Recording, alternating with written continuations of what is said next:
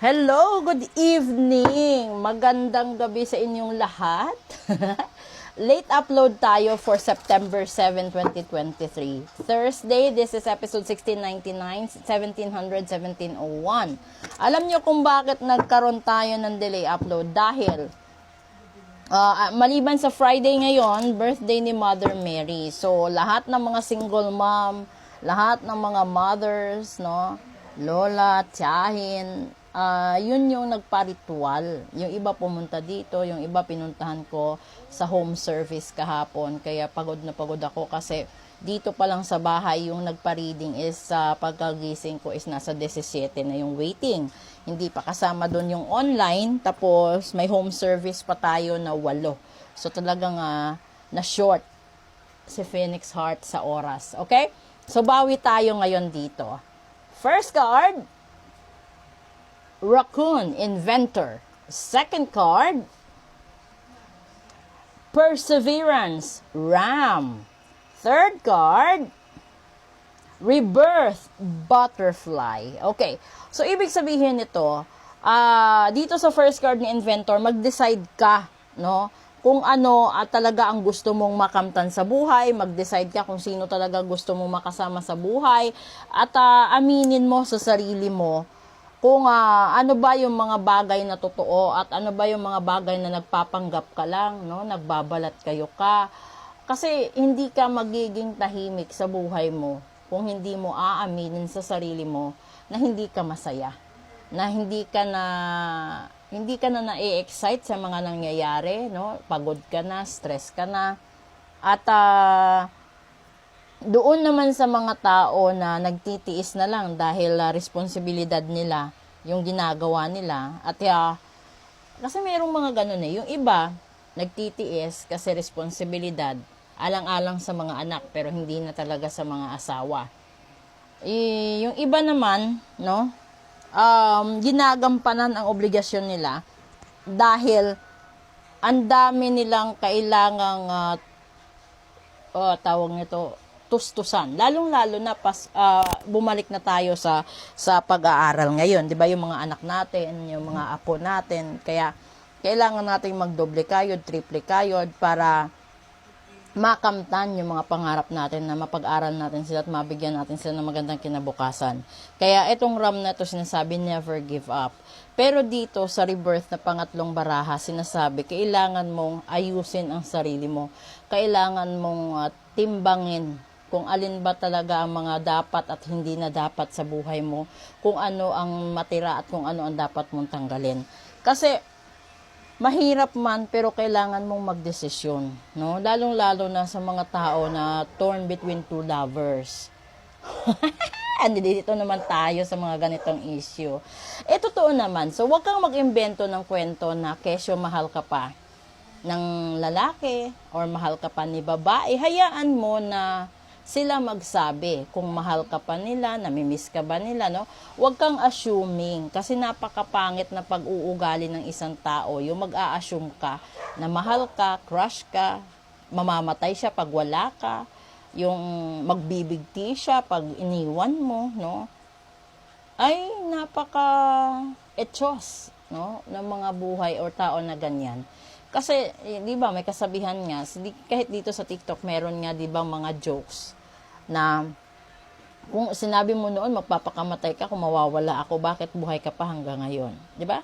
So siguro sasagutin mo na bago ako nagdesisyon ng 100% na mamatay, na realize ko kinatok ng Diyos ang utak ko, kinatok ni universe, inumtog ako sa pader at sinabi, magpapakamatay ka, hindi ka na makakahanap ng the one mo, ng forever mo. 'Di ba? At hindi mo na mararanasan itong pagbabago sa buhay mo kung saan matatanggap mo lahat ng rewards, matatanggap mo lahat ng pagmamahal na hinahangad mo, matatanggap mo yung mga kapatawaran na matagal mo nang inaasam, lalong-lalo na sa mga magulang, mga anak na may alitan, may tampuhan, no? Sa mga anak diyan. Birthday ni Mama Mary today, which is the 8th, but the episode that I am doing is September 7th. Ay kailangan nyo, no? Hindi lahat ng magulang perpekto. Pero sa mga ina, sana naman Huwag niyong i-brainwash yung mga anak ninyo, no? Huwag niyong turuan ng mga maling bagay. Hayaan niyo na yung mga anak ninyo ang magkaroon ng sariling desisyon nila or humusga sa kung ano man ang issue na meron kayo. Kasi hindi pinili ng anak na maging anak mo sila sa ganyang sitwasyon, sa ganyang pagkakataon, sa ganyang problema. Dahil kung ikaw na magulang, ayaw mo na yung anak mo ay mahirapan, magutom, mapagod, no? Yung hindi makapagtapos ng pag-aaral, etc. Di sana bago ka nagdesisyong mabuntis o magpakasal, sinigurado mo kung kaya mo bang buhayin ito, kaya mo bang alagaan, bihisan, pakainin, pag-aralin, no? Sana ganon. Kasi yung pagpapakasal ay hindi parang mainit na kanin, isusubo mo pag napasok ka, iluluwa mo, di ba?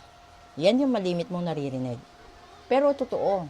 Kasi yung pagpapakasal is isang katungkulan sa habang buhay na uubusin niya oras mo bilang ina, uubusin niya pasensya mo bilang magulang, asawa, biyenan, manugang, no, lola sa darating na panahon. So kung hindi ka handa sa mga ganong sitwasyon, di sana hindi ka gumawa ng desisyon nung kabataan mo. Kung gusto mo palang yumaman, kung gusto mong gumanda ang buhay mo, mabili lahat, no? Matulungan magulang mo, di sana hindi ka nag-asawa ng maaga. Sana natuto ka na kahit mahirap ang buhay, gumawa ka ng paraan para makapagtapos ka.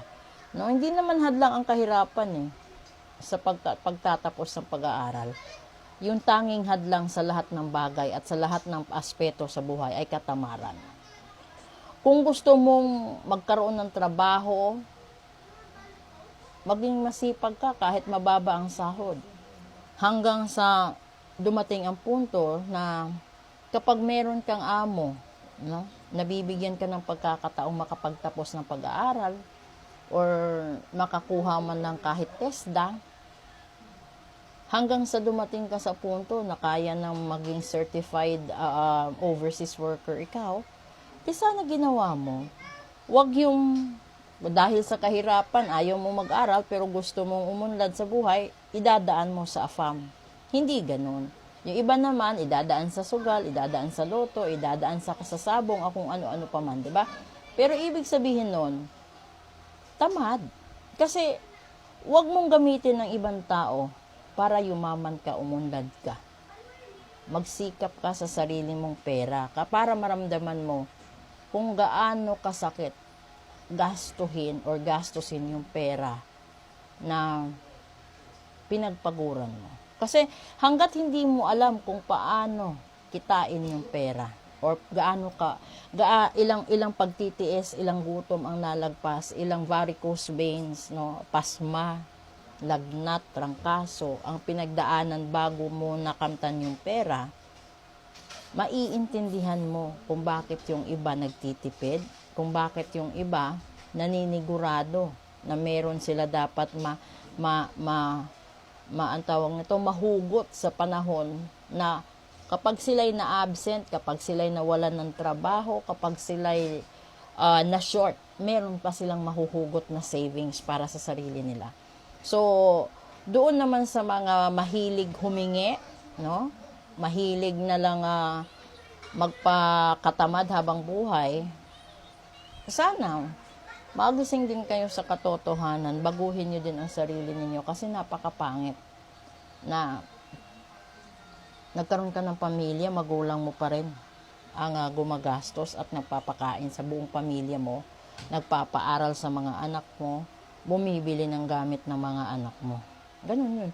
So, hindi naman ito panunumbat, pero sana mamulat sa katotohanan ang lahat-lahat na huwag madaliin ang pag-ibig, huwag madaliin ang pag-aasawa, lalong-lalo na kung ikaw mismo hindi mo kayang maglaba, magligpit ng bahay, magligpit ng hugasan sa lababo or maglinis sa buong bahay. Kasi isa yun sa mga responsibilidad ng mga magulang. Ang kalinisan at kalusugan, yun dapat. Kasi kapag yun tinamaan ng sakit, wala. Sponsor ng gobyerno ang sisisihin. Okay?